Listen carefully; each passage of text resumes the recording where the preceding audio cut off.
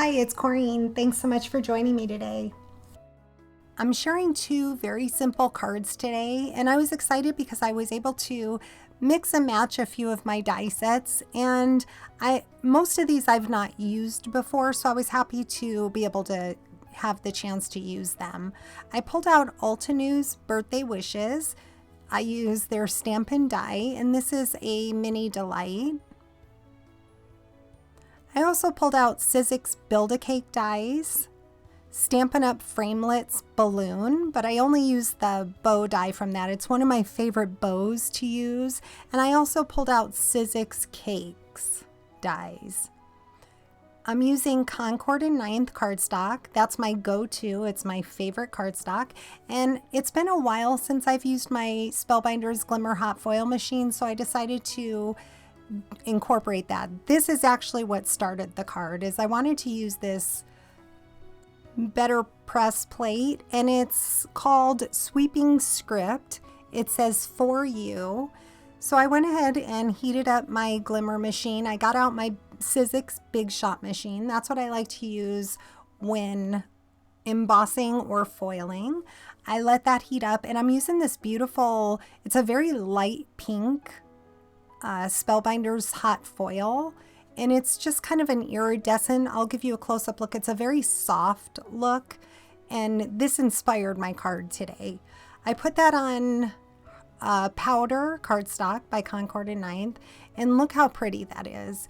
It's very subtle. It's in person. It's definitely easy to read, and it is so pretty. So I've already cut out most of my die cuts. I am using a card base that is 100-pound hammer mill cardstock, and I put that there with my magnets. I'm using a Glassboard Studio glass mat. I do have a discount code in the description box if you're interested. I love working on it. And I just kind of mixed and matched my dies. So I really like this cake stand from one of the Sizzix die sets, but I like this cake base from the Altenew. So it comes with two different sizes. It's kind of the large and the medium. I wanted it to be 3 tiers. So I'm showing you here, I just cut it out twice, and I just moved the die over to the right and cut it again, and that gave me a smaller cake top. So that gave me 3 different sized cakes. You could also cut it with scissors if that's easier. For this card, I wanted to do a little bit of ink blending. I'm using a tone on tone. That is Lakefront cardstock, and I'm using the same ink. Using a small blending brush, I'm just going around the edges with it.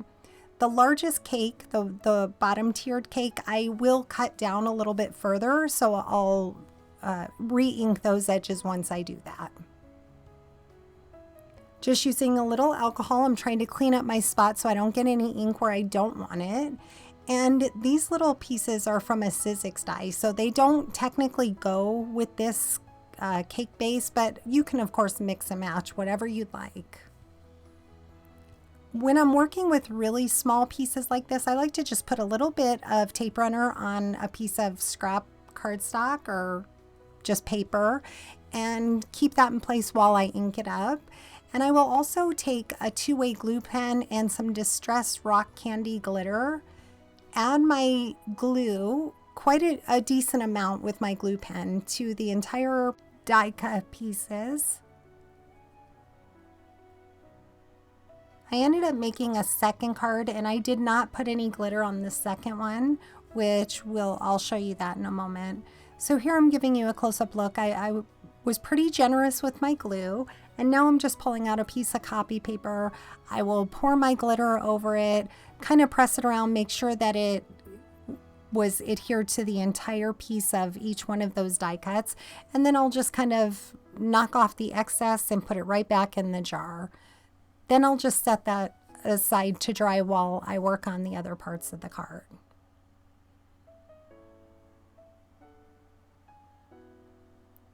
So I placed my cardstock panel out, but then I realized that was just getting in my way. I wanted to work on the card front. And again, I'm using a piece of powder cardstock from Concord 9th. The yellow is honeycomb. The cake is cut from Lakefront, and I'm also using Aqua Sky. So I decided to cut that down just a little bit because I needed to have room above my sentiment. I wanted to put the cake plate, which that cake plate is really cute. That comes from the Sizzix die set, and then the cake itself comes from the Altenew die set. And again, I decided to cut this down just a little bit, so I just moved my die rather, up a little bit higher and just took a little bit off the cake. And that'll give me enough room for my card panel. So this card is a standard A2 sized card, but my card front is 5 1/4 by 4, which will leave me a nice white border. I decided I wanted to add white to my cake stand, so I just cut it out again from Hammermill 80-pound cardstock.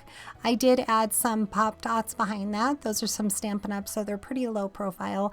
And I like to add my glue with a fine tip glue bottle and just press it off on some scrap paper. That way it gets rid of most of the glue and it doesn't seep out all over your cardstock.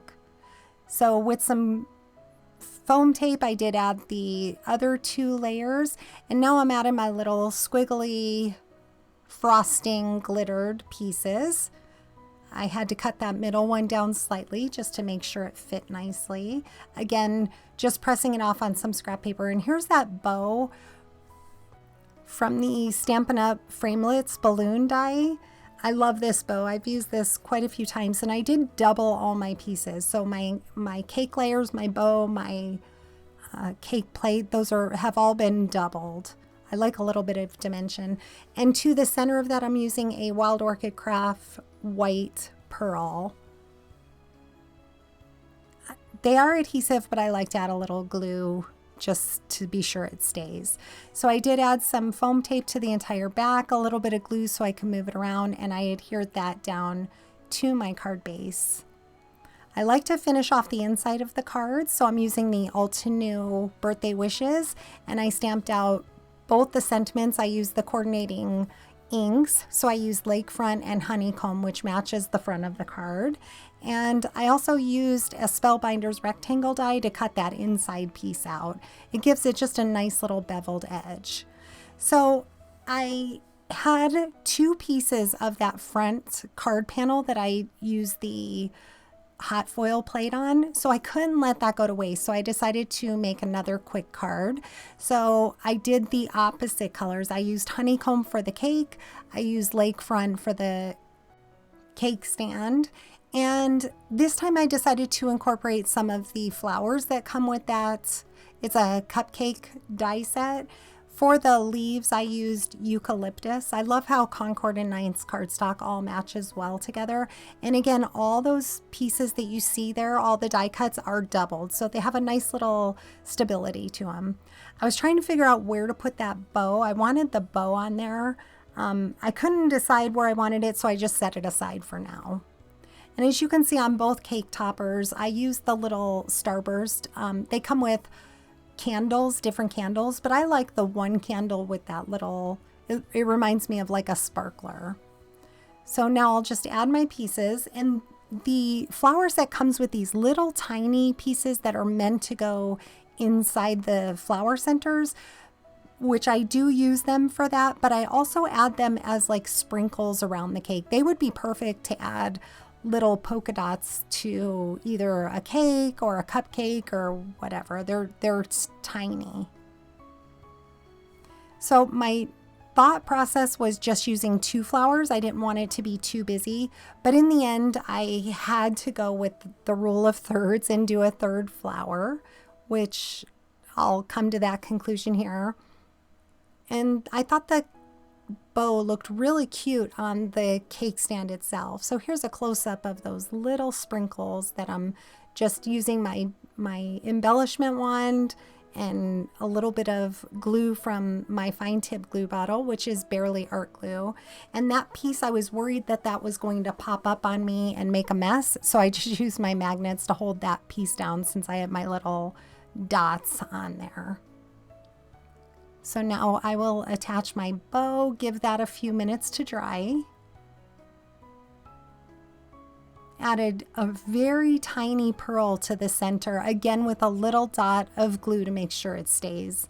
And I think those are some generic pearls that I've had in my stash for a long time. So looking at the cake, I decided I love the little frosting, but I didn't want to do the glitter on this, being that it was a little bit busier. So even though it was an afterthought, I went back and added the 3 little pieces to each cake layer. And it's just a tone on tone. I didn't ink it or anything like that, and I thought it turned out really pretty.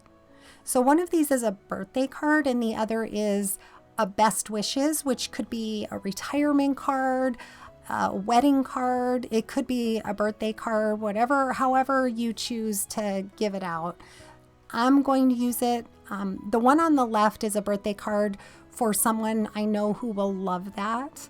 This one I just made because, like I said, I had the extra stuff cut out and I didn't want it to go to waste. So I did finish the inside with a best wishes stamp. That's an Avery L stamp. And here's a closer look of the card. So this one's an A2 sized card. All the pieces on it are doubled. And I did place it on foam tape to give it a little dimension. And like I said, it may be a little bit hard to pick up on camera, but that hot foil is beautiful. It's actually a Betterpress plate and it foiled beautifully. And it, to me, just adds something so pretty to the card. And I love the inside being finished with the matching ink from the front of the card.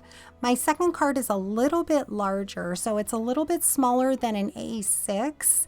It's actually 4.5 by 5 3/4, and I'll just use an A6 envelope for this. Again, it's been popped up. Everything has been doubled, and I have that same beautiful hot foil on the bottom. I love the little sprinkles around the cake. Super simple to make and came together very quickly. So I hope you've enjoyed today's process. I would love if you would consider subscribing to my channel, leaving me a comment, and giving this video a thumbs up. It would really help my algorithm. Thank you so much for watching. Let me know if you have any questions. Have a good day.